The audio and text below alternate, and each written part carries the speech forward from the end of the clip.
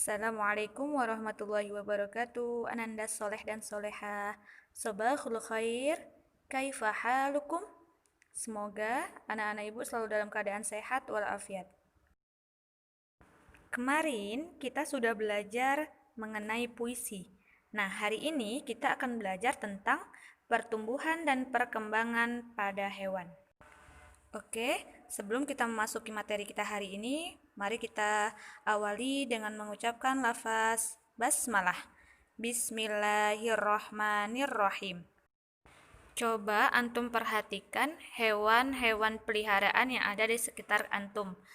Nah, seperti kucing, ayam, apakah hewan-hewan tersebut memiliki anak? Iya, pastinya ada. Adanya anak hewan dan hewan dewasa menunjukkan bahwa hewan mengalami pertumbuhan. Semua makhluk hidup mengalami pertumbuhan dan perkembangan. Manusia dan hewan mengalami beberapa tahapan pertumbuhan dan perkembangan dalam hidupnya. Tahapan-tahapan pertumbuhan dan perkembangan hewan membentuk suatu siklus hidup atau disebut juga dengan daur hidup. Nah, setiap hewan itu memiliki daur hidup yang berbeda-beda. Ada hewan yang mengalami perubahan bentuk di tiap tahap hidupnya, tetapi ada juga hewan yang tidak mengalami perubahan bentuk pada tiap tahap hidupnya. Perubahan yang terjadi hanya bertambah besar saja. Nah, hewan yang mengalami perubahan bentuk dalam daur hidupnya berarti hewan tersebut mengalami metamorfosis. Tetapi sebaliknya, hewan yang tidak mengalami perubahan bentuk dalam daur hidupnya berarti tidak mengalami metamorfosis. Contohnya, coba perhatikan perkembangan pada ayam. Ayam berkembang biak dengan cara bertelur. Kemudian, telur ayam jika menetas akan menghasilkan anak ayam. Bentuk anak ayam yang baru menetas sama seperti induknya, tetapi ukurannya saja yang lebih kecil.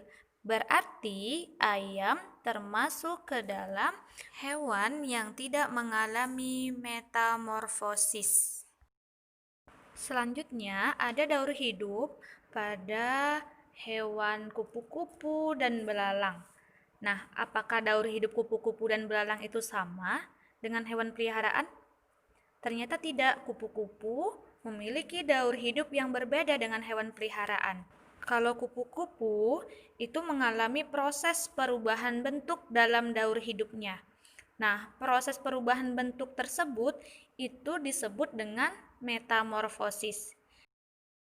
Daur hidup kupu-kupu dimulai dari kupu-kupu dewasa yang siap bertelur, kemudian telurnya akan diletakkan pada tanaman. Setelah itu, telur tadi akan menetas menjadi larva atau ulat. Nah, ulat-ulat ini akan memakan dedaunan yang kemudian ulat ini akan membentuk kepompong atau pupa. Pada saat menjadi kepompong, ulat berhenti makan dan tidak bergerak. Akan tetapi, ia tidak mati. Pada tahap kepompong inilah perlahan-lahan tubuh ulat berubah menjadi makhluk hidup dengan bentuk baru, yaitu kupu-kupu. Kemudian, bagaimana dengan daur hidup belalang? Daur hidup belalang itu dimulai dari belalang dewasa yang bertelur, kemudian telurnya akan menetas menjadi nimfa atau belalang muda. Kemudian, nimfa mengalami pergantian kulit terakhir sehingga berubah menjadi belalang dewasa yang bersayap. Nah, itu tadi pembelajaran kita hari ini. Mari sama-sama kita simpulkan. Kesimpulannya adalah hewan yang mengalami perubahan bentuk dalam tahapan daur hidupnya itu disebut dengan metamorfosis sempurna. Kupu-kupu merupakan contoh hewan yang dalam pertumbuhannya mengalami metamorfosis sempurna.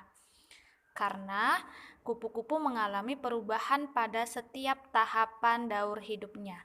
Sebaliknya, belalang merupakan contoh hewan yang dalam pertumbuhannya mengalami metamorfosis tidak sempurna. Karena tidak semua tahap dalam daur hidup belalang mengalami perubahan.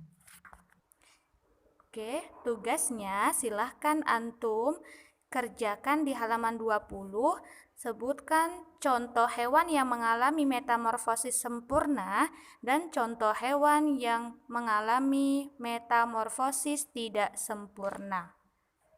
Kita tutup pembelajaran kita hari ini dengan mengucapkan lafaz hamdalah. Alhamdulillahirabbil alamin. Ibu akhiri, Assalamualaikum warahmatullahi wabarakatuh.